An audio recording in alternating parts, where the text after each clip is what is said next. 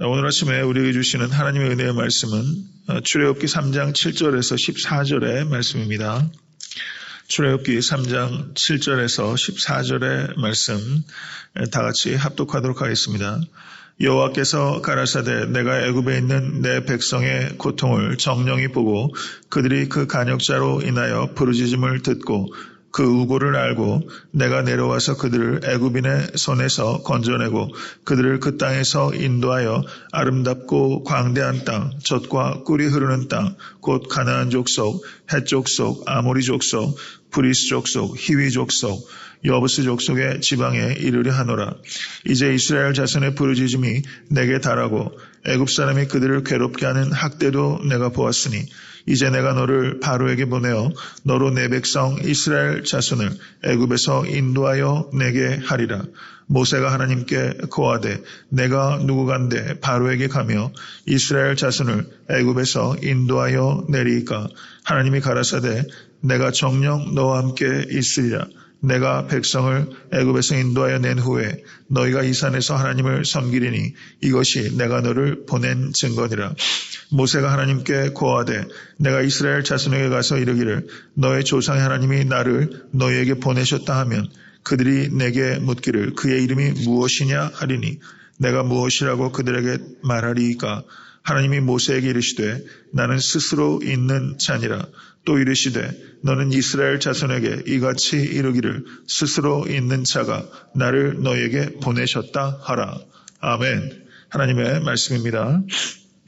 네, 오늘 본문 말씀 3장 7절에서 14절의 말씀은 3장 1절에서 시작된 모세의 소명 사건, 모세의 콜링 사건의 일부라고 할 수 있습니다.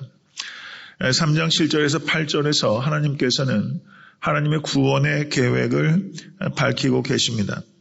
그리고 9절에서 10절은 하나님의 구원의 도구로서 모세를 부르신 내용이고 11절은 모세의 거부가 기록되어 있고 12절은 거부하는 모세에게 하나님께서 보증을 쓰시는 내용이 기록되어 있습니다.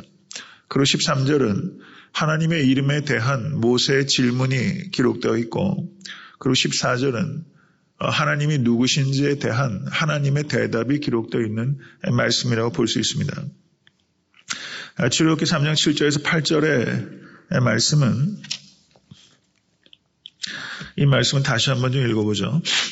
여호와께서 가라사대 내가 애굽에 있는 내 백성의 고통을 정령이 보고 그들이 그 간역자로 인하여 부르짖음을 듣고 그 우고를 알고 내가 내려와서 그들을 애굽인의 손에서 건져내고 그들을 그 땅에서 인도하여 아름답고 광대한 땅, 젖과 꿀이 흐르는 땅, 곧 가나안 족속, 헷 족속, 아모리 족속, 브리스 족속, 히위 족속, 여부스 족속의 지방에 이르려 하노라. 이게 하나님의 플랜이에요. 이 내용이 2장 24절에서 25절의 말씀을 보십시오. 2장 24절에서 25절은 하나님이 그 고통 소리를 들으시고 아브라함과 이삭과 야곱에게 세운 그 언약을 기억하사 이스라엘 자손을 권념하셨더라. 2장 24절과 25절의 내용은 주어가 하나님이 라고 말하면서 24절과 25절은 내레이터, 그 창세기를 기록한 성경 기자의 관점에서 기록하고 있는 내용이에요. 그런데 3장 7절에서 8절은 하나님이 라고 말하지 않고 내가 애굽인의 손에서 건져내고 내가 라고 말하면서 이거는 하나님 자신의 말이 기록되어 있는 것입니다. 24절과 25절은 3인칭 시점에서 기록하고 있는 거라면 이 3장 7절에서 8절은 하나님 자신의 말을 기록하고 있는 말씀이고 2장 24절과 25절의 내용을 보다 상세하게 구체적으로 표현하고 있는 부분이라고 볼 수 있습니다. 하나님께서는 보고 듣고 알고 내려오고 건져내고 인도하시는 하나님이십니다. 믿으십니까? 하나님은 행동하시는 하나님이에요. 하나님께서는 유리창 밖에서 우리를 관찰하시는 하나님이 아닙니다. 하나님은 세상을 창조하고 그리고 세상을 나 몰라라 하시는 하나님이 아니에요. 그 계몽주의자들이 말했던 이신론적인 하나님, 창조하시고 무관심하고 냇가를 두시는 하나님이 아니라, 하나님께서 유리창 밖에 계신 하나님이 아니라 하나님께서는 우리에게 내려오시는 하나님. 인간은 올라가려고 하는데 하나님께서는 내려오시는 하나님이에요. 이게 인간의 문제입니다. 하나님께서는 자기를 낮추시고 종의 형체를 가지시고 이 땅에 내려오시는데 하나님은 항상 내려오시는 하나님. 그런데 인간은요, 항상 높아지려는데 문제가 있는 거예요. 하나님께서는 이스라엘 백성들의 고통을 함께 겪고 계십니다. 성도 여러분, 이사야서 53장 3절에 그는 멸시를 받아서 사람에게 실어버린 바 되었으며 간고를 많이 겪었으며 질고를 아는 자라. 이 말씀이 궁극적으로 예표하는 바는 우리 주 예수 그리스도입니다. 주님께서는 질고를 아는 자이십니다. 믿으십니까? 주님께서는 나보다 더 나를 잘 아시는 하나님, 내 고통 가운데 찾아오셨기 때문에 내 고통을 같이 느끼시고 경험하시는 하나님, 고통 밖에 계시는 하나님이 아니라 고통 안에 계시는 하나님, 이 하나님이 하늘에 계신 우리 아버지이십니다. 이것을 믿으실 수 있게 되기를 간절히 바랍니다. 그런데요, 내가 겪는 고통을 함께 겪는 것도 어려운 일이잖아요. 그런데 하나님께서는 내 고통 가운데 계실 뿐만 아니라 나를 고통에서 건져 주실 수 있는 능력의 하나님이십니다. 하나님은 내 고통 안에 계시는 긍휼의 하나님이실 뿐만 아니라 나를 고통 가운데서 구출해 주실 수 있는 능력의 하나님. 그것이 오늘 본문 말씀 3장 7절에서 8절에서 하시는 말씀이에요. 예수님께서 주기도문에서 가르치시면서 하늘에 계신 우리 아버지여, 하나님은 하늘에 계시기 때문에 우리의 문제를 해결하실 수 있는 능력이 있으십니다. 그리고 하나님께서는 우리 아버지이시기 때문에 우리 문제를 해결하고 싶어 하십니다. 하나님께서는 사랑의 하나님이시요 능력의 하나님이시기 때문에 우리를 고통에서 건져내실 수 있으신 분이, 하나님께서 사랑이 없으시거나 능력이 없으시면 우리의 문제는 해결되지 않아요. 그런데 하나님께서는 사랑의 하나님이시고 능력의 하나님이시기 때문에 우리의 고통을 해결하실 수 있으십니다. 하나님의 때에 그 고통을 해결하십니다. 그리고 하나님께서는 궁극적으로 우리의 진짜 문제를, 성도 여러분, 내가 문제라고 생각하는 것과 하나님께서 문제라고 보시는 것은 달라요. 하나님께서 보시는 궁극적인 문제는 뭡니까? 죄와 사망의 문제예요. 그 문제를 해결해 주셨어요. 이 의미를 진실로 깨달으면 사실상 우리가 삶에서 겪는 여러 가지 시험들은 온전히 기쁘게 받아들일 수 있는 문제입니다. 속죄함 받은 기쁨으로 감당하지 못할 고통 없습니다. 다 지나가는 것입니다. 믿으십니까? 본향으로 가는 여정에 천국 백성으로 우리를 준비시키는 과정이에요. 모든 것들이 다 이것을 받아들이실 수 있는 여러분과 제가 될 수 있게 되기를 간절히 바랍니다. 7절에서 12절을 유심히 살펴보시면요, 내가라는 주어가 몇 번 나오는지 한번 보세요. 7절에서부터 여호와께서 가라사대 내가 애굽에 있는 내 백성의 고통을 정령히 보고 내가 내려가서 등등등등, 내가라는 1인칭 주어가 무려 6번 반복됩니다. 내가 이렇게 하겠다. 내가 이렇게 하겠다. 이거는 하나님의 마음과 하나님의 의지를 담아서 이야기하는 거예요. 맞습니까? 하나님께서 매우 힘주어 강조하시면서 하나님께서 하시는 계획과 하나님의 하실 일들을 밝히고 계신 겁니다. 그리고 성경 전체에서 3장 7절을 보십시오. 내가 애굽에 있는 내 백성, my people. 그 다음에 3장 10절을 보십시오. 너로 보내어 내 백성 이스라엘 자손을 성경에서 내 백성이라는 표현이 출애굽기 3장 7절에 처음 등장합니다. 이것은 하나님과 이스라엘 백성 간에 내 백성, 인격적인 관계를 맺고 계시다는 것을 우리에게 강조하고 있는 것입니다. 이와 같은 인격적인 관계의 기초는 무엇입니까? 이스라엘 백성들이 아브라함의 자손, 이삭의 자손, 야곱의 자손이기 때문입니다. 우리는 하나님의 자녀입니다. 믿으십니까? 이 인격적인 관계의 기초는 어디에 있습니까? 하나님의 독생자이신 우리 주 예수 그리스도로 말미암아 우리가 하나님과의 인격적인 관계를 맺게 된 거예요. 하나님과의 모든 관계의 기초는 우리 주 예수 그리스도 안에 있습니다. 8절을 보시면 내가 내려와서 그들을 애굽인의 손에서 건져내고 그들을 그 땅에서 인도하여 라고 말씀하고 있습니다. 내가 인도하여 라고 말씀하고 있는데 10절을 보십시오. 이제 내가 너를 바로에게 보내어 너로 내 백성 이스라엘 자손을 애굽에서 인도하여 내게 하리라. 여기에서 인도하여의 주어는 누굽니까? 너로. 8절에서는 내가 인도하겠다. 10절에서는 너로 인도하게 하겠다. 인도하는 행위는 하나님 혼자서 하는 행위도 아니고 모세 혼자서 하는 행동도 아니에요. 이스라엘 백성을 애굽에서 인도하는 행동은 하나님과 모세의 합작품이에요. 하나님께서 모세를 통하여 이스라엘 백성을 인도하는 것입니다. 하나님께서는 모세를 필요로 하십니다. 이것이 하나님께서 이 땅을 다스리시는 방법이에요. 이 땅의 청지기로 하나님께서 인간을 세우셨어요. 이것은 하나님께서 독단적으로 하지 않으시겠다고 스스로를 제안하신 것입니다. 그래서 인간을 죄와 사망에서 구원하시는 방법을 예수를 인간으로 이 땅에 보내심으로 우리의 죄와 사망의 문제를 해결하시잖아요.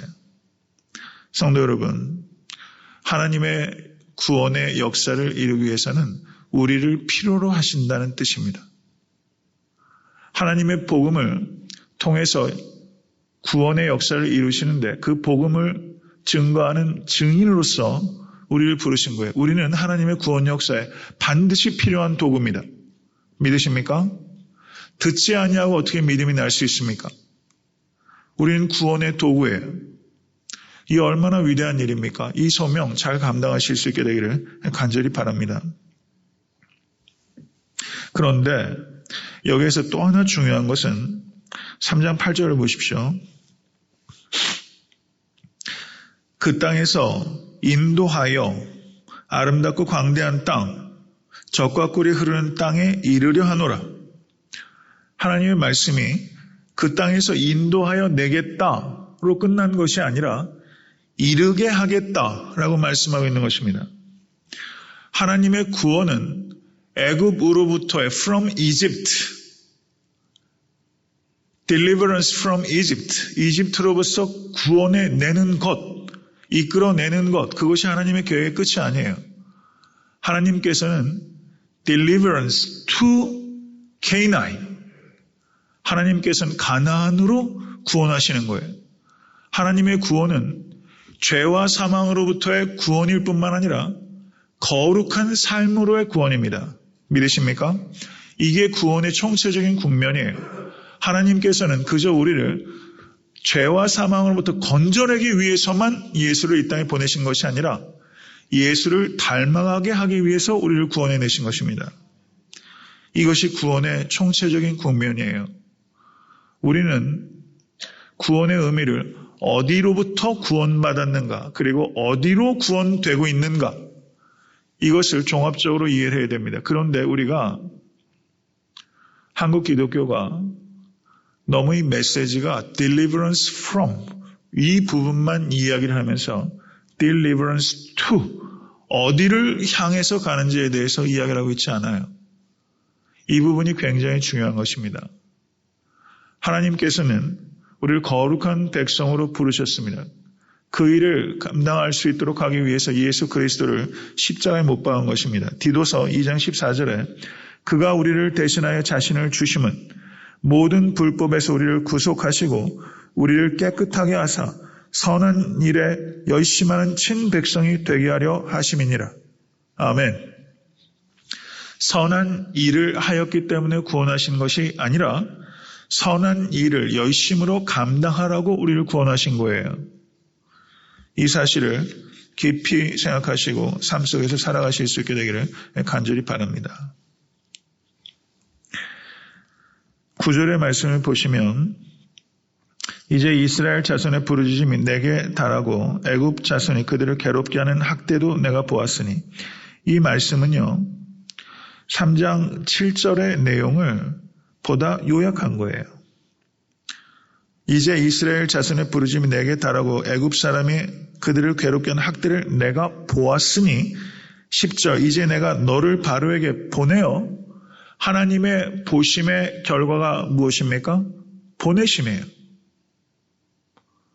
하나님께서 보셨기 때문에 보내셨어요. 하나님께서 예수님을 이 땅에 보내셨습니다.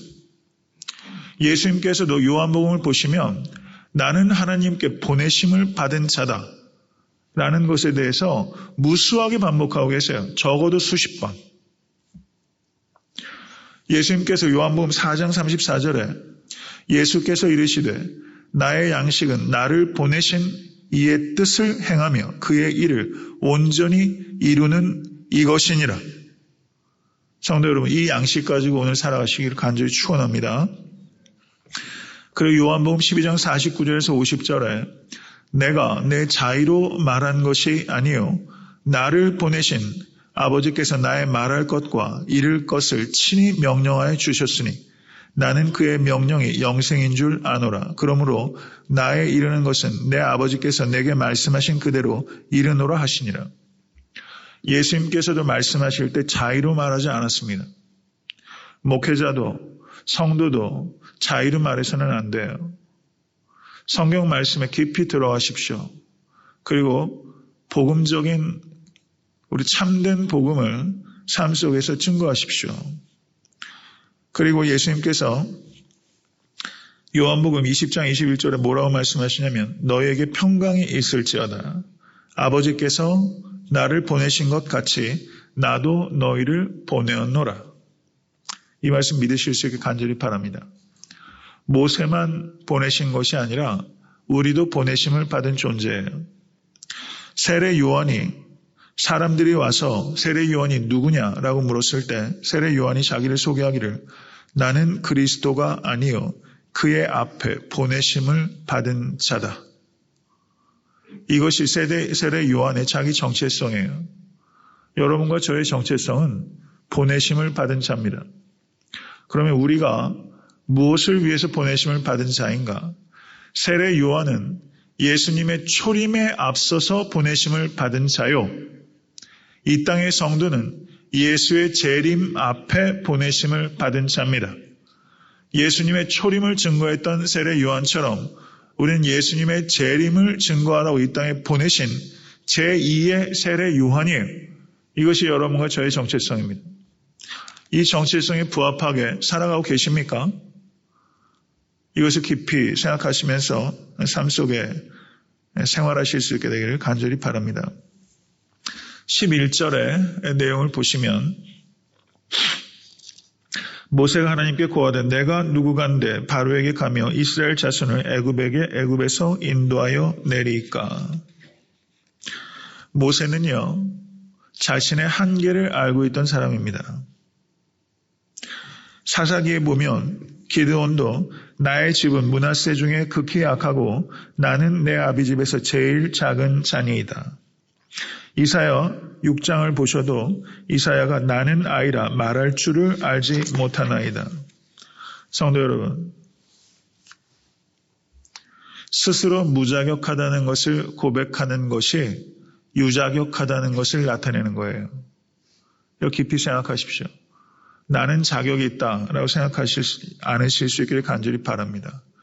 모세에게는요, 하나님의 일을 내가 꼭 해야 되겠다는 야심이 없었어요. 굉장히 중요한 겁니다. 하나님의 일을 야심을 가지고 할 일이 아니에요. 내가 무자격하다는 것을 깨닫고 은혜로 감당하는 것이지 야심으로 감당하는 것 아닙니다. 모세가 내가 누구간데 라고 말을 했는데 하나님께서 그때 모세에게 이렇게 말씀하지 않으셨습니다. 모세야, 너에게는 내가 모르는 특별한 자질이 있다. 이렇게 인커리징하지 아니하셨어요. 우리가 이렇게 인커리징할 때가 많잖아요. 자식들한테도 마찬가지고. 너에게는 특별한 능력이 있다. 이렇게 말하는 것이 아니라 하나님께서는 나에게 능력이 있다. 라고 말씀하신 거예요. 이게 정말 중요한 것입니다. 나는 할 수 있다. 모세에게 내가 누구인지를 봐라. 이게 하나님의 대답이에요. 성도 여러분, 하나님이 누구신지를 아는 만큼 내가 누구신지를 알게 되는 것이고, 하나님의 능력을 깨닫는 만큼 나를 통해서 역사하실 하나님의 능력을 우리가 믿게 되는 것입니다. 나의 정체성의 기원은 나에게 있지 않아요. 하나님께 있습니다. 이것 깊이 생각하시면서 오늘 하루 담력을 가지고 살아가실 수 있게 되기를 간절히 바랍니다. 하나님의 약속은 두 가지예요. 내가 정녕 너와 함께 있으리라. 하나님의 임재에 대한 약속이고, 두 번째는 내가 백성을 애굽에서 인도해 낸 후에 너희가 이 산에서 하나님을 섬길 것이다. 출애굽에 대한 약속을 하나님께서 주셨습니다. 그러자 13절에 모세가 원래 내가 누구간데 라고 물었었는데 이제 모세는 하나님이 누구이시길래 라고 묻는 거예요. 자기 자신의 존재에 대해서 물었던 모세가 하나님이 누구이시길래 라고 질문을 던지는 것이 13절입니다. 내가 이스라엘 자손에 가서 이르기를 너의 조상의 하나님이 나를 너희에게 보내셨다 하면 그들이 내게 묻기를 그의 이름이 무엇이냐 하리니 내가 무엇이라고 그들에게 말하리이까. 하나님의 이름을 모세가 감히 물었습니다. 이름은요, A란 사람과 B란 사람을 그저 식별하는 정도의 의미를 갖는 것이 아니라 하나님의 이름을 묻는다는 것은 하나님의 존재의 비밀을 물은 거예요. 하나님은 어떤 존재이십니까? 라고 물은 겁니다. 그랬더니 하나님께서 14절의 말씀을 보시면 잘 아시는 말씀, 나는 스스로 있는 자다. I am who I am. 성경 원어에 좀 더 입각해서 번역을 하자면 나는 나다 라고 대답하신 거예요. 나는 나다. 엄밀하게 말하면 대답하지 않으신 겁니다. 나는 나다. 하나도 그 정보가 더해진 게 없어요. 그렇죠. 나는 곧 나다. 이것은 하나님은 인간의 개념으로 정의되는 분이 아니라는 것을 말하는 것입니다. I am who I am. 하나님은 명사가 아니라 동사예요. 명사라는 것은 그 개념이 한정되는 것이죠. 그런데 하나님은 어떤 개념 안에 사로잡히는 하나님, 가둘 수 있는 하나님이 아니십니다. 하나님은 끊임없이 활동하시는 하나님. 사랑하는 성도 여러분, 창세기 32장 29절에 야곱이 하나님께 당신의 이름을 구하소서라고 했을 때 하나님이 어찌 내 이름을 묻느냐라고 대답하셨습니다. 나는 스스로 있는 자다라는 것은 나는 인간이 다 이해할 수 있고 인간이 다 파악할 수 있고 인간이 조종할 수 있는 하나님이 아니다 라고 대답하신 것입니다. 이 말은 하나님은 완전히 주권자이시고 하나님은 자유로우신 하나님이시다는 것을 말씀하고 있는 것입니다. 하나님은 스스로 정의하시는 하나님, 만물의 기원이신 하나님이십니다. 이 사실을 믿으십니까? 하나님을 아는 지식 가운데 자라가실 수 있게 되기를 간절히 바랍니다. 하나님을 아는 지식은 절 따라하십시오. 하나님을 아는 지식은 나침판이다. 나침판이에요. 제가 예전에 설교할 때요. 저는 사막을 여행해 본 적은 없어요. 모래 막 둔덕이 있는. 사막 지형은 바람만 불며 휙휙 바뀌어요. 사막에서 지도라는 건 크게 의미가 없습니다. 사막은 나침판을 가지고 여행하는 거예요. 하나님을 아는 지식이 우리를 천국의 포구에 이르게 하는 나침판입니다.